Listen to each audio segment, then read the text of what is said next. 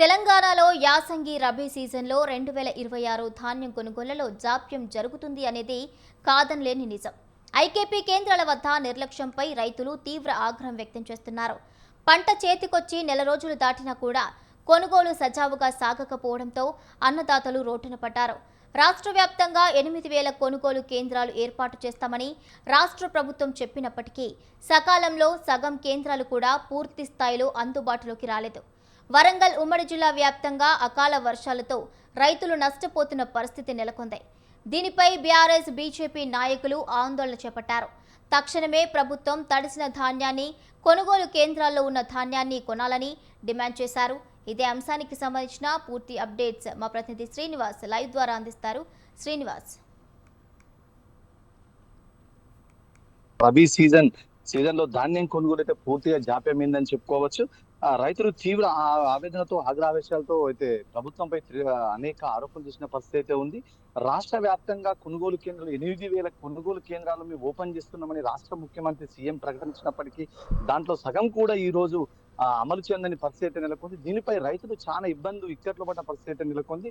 ఇదే విధంగా సేకరించిన ధాన్యాన్ని తరలించడానికి లారీలు సజావుగా రాకపోవడం, రెండోది లారీలు వచ్చినా కూడా అమాలి కొరత తీవ్రంగా ఉండడంతో లారీలకు ఎక్కినప్పుడు అకాల వర్షంతో ధాన్యం మొత్తం తడిచి ముద్దైన పరిస్థితి నెలకొంది. ఇదే విషయంపై రైతులు అనేక సార్లు కలెక్టర్ కానీ ఇటు ప్రభుత్వానికి మొరబెట్టుకున్నా కూడా ఇంతవరకు కూడా ఏ అధికారి స్పందించిన పరిస్థితి ఉంది. దీనిలో ఆకస్మిక తనిఖీలు చేపట్టే పరిస్థితుల్లో దాన్ని కొర్రీలు పెట్టాల్సిన పరిస్థితి ఉంది. ఇది ఐకేపీ సిబ్బంది కానీ, ఇటు పోతే సివిల్ సప్లై డిఎం కానీ, ఇటు చాలా మంది ఈ సెంటర్లను విజిట్ చేసేసి ఏ విధంగా ఉందని పరిరక్షణ ప్రభుత్వానికి నివేదిక అందించాల్సిన పరిస్థితిలో ఎక్కడ కూడా అధికారులు పూర్తిగా జాప్యం చేసిన పరిస్థితి నెలకొంది. ఇదే నేపథ్యంలో ఇక్కడ మన మహిబాద్, నర్సంపేట్, పాలకుర్తి ఈ కాన్స్టిట్యున్సీలో ఇక్కడ వరి ఎట్టడం, అక్కడ మొక్కజొన్న పంట కూడా అధికంగా పండిస్తారు రైతులు. అదే ఐకేపీ సెంటర్ ను ఓపెన్ చేసి మొక్కజొన్నలు కూడా కొంటామని ప్రభుత్వం ప్రకటించినప్పటికీ ఇక్కడ కనీసం ఐకేపీ సెంటర్ నుంచి మొక్కజొన్నలు కొనలేని పరిస్థితిలో రోడ్ల మీద ఆరబోసిన రైతులు వర్షానికి తడిసి ముద్దవడంతో చాలా ఇబ్బంది పడ్డ పరిస్థితి నెలకొంది.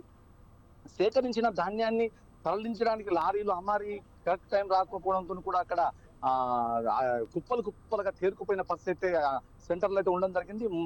మూలిగే నక్క మీద తాటికాయ పడ్డట్టు సకాలంలో ఏదైతే గన్నీ బ్యాగ్స్ కూడా రైతులకు అందజేయకపోవడంతో కొంతమంది తూర్పు అలబోసి మొత్తం చేసి సరుకు రెడీ చేసినా కూడా ఐకేపీ అధికారులు దాన్ని కాంటా చేసి ఎత్తుకుపోయే పరిస్థితి లేకపోవడంతో అకాల వర్షాలతో తడిచిపోవడం వల్ల రైతు చాలా ఇబ్బంది పడ్డ పరిస్థితి ఉంది.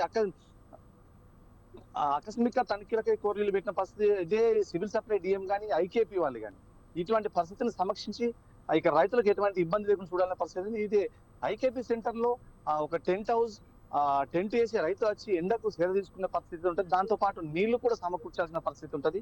కానీ ఎక్కడ కూడా ఐకేపీ ఏపీఎం కానీ, డిపిఎం కానీ ఇక్కడికి వచ్చి రైతులని పట్టించుకున్న పాపన పోలేదు. అకాల వర్షం రావడంతో తార్బార్లు కూడా ప్రభుత్వం సరఫరా చేస్తుందని చెప్తుంది. కానీ ఎక్కడ కూడా రైతులకు ఒక తార్బారు ఇచ్చిన పరిస్థితి కూడా లేదు. ఇక్కడ ఇదే విషయానికి వస్తే ఇటు బీఆర్ఎస్, బీజేపీ ప్రతిపక్షాలు అయితే రోడ్డెక్కి గట్టిగా ప్రభుత్వాన్ని అయితే డిమాండ్ చేయడం జరిగింది. మీరు చేతగాని తనం వల్లే ఈ రోజు ఐకేపీ సెంటర్ లో వడ్లు రైతులకు కొనలేని పరిస్థితి ఉంది. దీనిపై మీరు తక్షణమే స్పందించి తడిసిన వడ్లు కూడా కొనాలని ఇటు మహిబాద్ మాజీ ఎంపీ కవిత అయితే ఈ కాంగ్రెస్ ప్రభుత్వం నిర్లక్ష్యం వల్లే ఈ రోజు రైతు రోడ్డున పడ్డాడని, రైతుల పాపాలు కాంగ్రెస్ పార్టీ తాగుద్దని ఆమె నిర్మోహటంగానే ఆమె పెద్ద ప్రభుత్వం మీద ఆరోపణ చేయడం. అదే విధంగా రాష్ట్ర మాజీ మంత్రి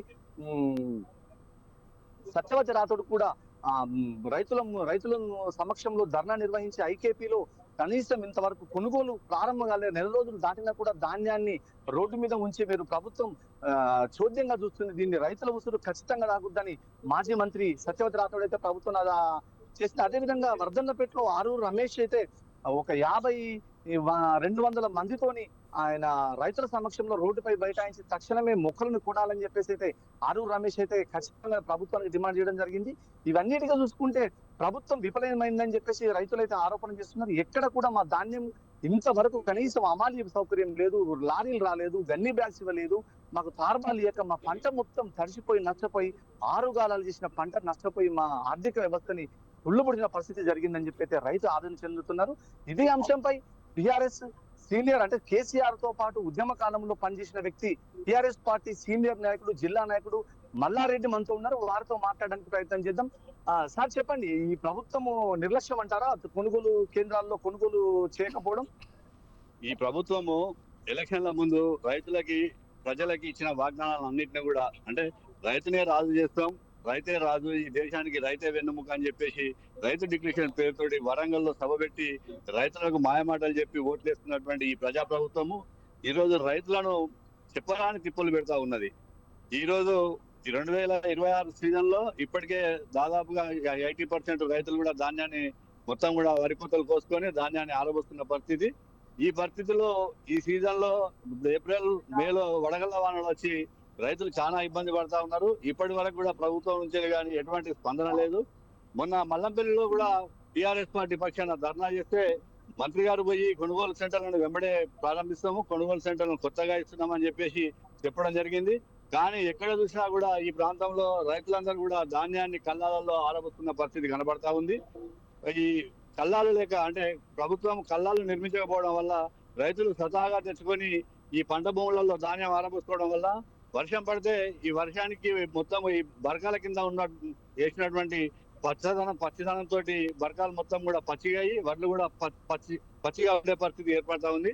కాబట్టి ప్రభుత్వం ఇప్పటికైనా స్పందించి ఈ రైతుల పక్షాన ఉండి ఈ రైతులకు మేలు చేసే విధంగా ప్రజాపాలన సాగించాలని చెప్పేసి కోరుతా ఉన్నాము. రైతులంతా కూడా ఇప్పటికే కల్లాలలో ఆరబోస్తున్నటువంటి వడ్లని ఇప్పుడు కల్లాలు లేక, తర్వాత బరకాలు లేక, బార్దాన్ లేక, తర్వాత ఇప్పుడు బోరాలు లేక, రాడు కూడా లేక, లారీలు లేక, హమాలు లేక రకరకాల యాత్రలతోటి ఇబ్బంది పడతా ఉన్నారు. ఇప్పుడు ఆరబోస్తున్నటువంటి వడ్లకి మ్యాచర్ రావట్లేదని చెప్పేసి వాళ్ళు ఐకేపీ వాళ్ళు కానీ పిఎస్సి సెంటర్స్ కానీ కొనుగోలు చేయడం లేదు. ఈ పచ్చి భూమిలో రైతులు బరకాలు వేసుకొని పోస్తున్నటువంటి వడ్లు మ్యాచర్ రావాలంటే ఎంత ఎండ కొట్టాలి, ఎంత ఇది కావాలి. ఇప్పుడున్న పరిస్థితుల్లో ఇది ఎండే పరిస్థితి లేదు, అది ఆరే పరిస్థితి లేదు, మ్యాచర్ వచ్చే పరిస్థితి లేదు. కాబట్టి ప్రభుత్వం వెంటనే డిమాండ్లు లేకుండా రైతుల పక్షాన ఉన్నటువంటి ఈ ఏదైనా కూడా వీటిని పూర్తిగా కొనుగోలు చేసి రైతులకు న్యాయం చేయాలని చెప్పేసి నేను ఇక్కడ నుంచి డిమాండ్ చేస్తా ఉన్నాను. దీంతో పాటు ఒక రైతుల్లో ధాన్యం సేకరించిన తర్వాత రైతుల్లో తాలు శాతం ఎక్కువ ఉందని మిల్లర్లకు పంపిస్తే అక్కడ ఒక కింటాకు 5 కేజీల చొప్పున తరుగు తీసుకుంటూ మా కొట్టుతున్నారని చెప్పేసి రైతు అయితే తీవ్ర ఆవేదన చెందుతున్నాడు.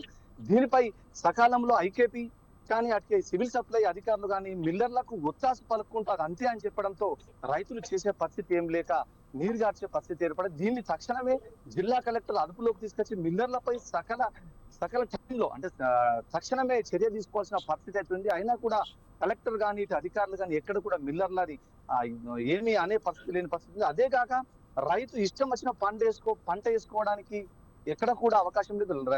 మిల్లర్లు ఎవరైతే ఉన్నారో ఈ సంబంధించిన ఈ విత్తనం, ఈ నెంబర్ గల విత్తనం పెడితేనే మేము కొంటాం ధాన్యం, లేకపోతే మేము కొనమని చెప్పేసి హుకుం జారీ చేయడంతో ప్రభుత్వం చేతకంతనంతో అదే విత్తనాలు వేయాలి, లేకపోతే మీకు పంట మేము తీసుకోమనే పరిస్థితి వచ్చింది. దీనికి తోడు ఇప్పుడు సన్న రకాలు మాత్రమే వేస్తే కొంటామన్నారు. సన్న రకంలో కూడా RNR, BPT ఈ విత్తనాలు వేస్తే రైతు కనీసం 10 నుంచి 12 క్వింటాల దిగుబడి వస్తుంది. కాబట్టి రైతు తీవ్రంగా నష్టపోయే పరిస్థితి ఉంది. కాబట్టి ప్రభుత్వం ఆలోచన చేసి ఏదైతే అధిక దిగుబడి వచ్చే పంట ఏదో దాన్ని వేసుకోవాలని చెప్పేసి ఇప్పటికైనా ప్రకటన చేయాలని రైతులు చాలా ఆవేదన చెందిన పరిస్థితి ఉంది. Bhavani. Over to studio. Srinivas, Warangal జిల్లా. Right, thank you Srinivas.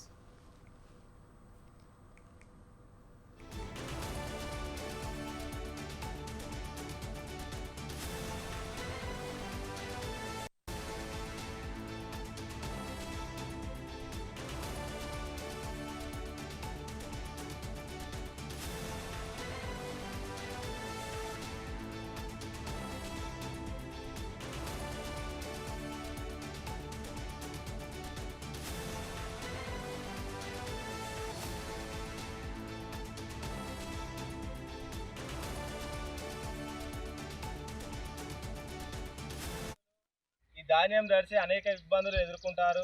తక్షణమే ఇక్కడ స్థానికంగా ఉన్న అధికారులు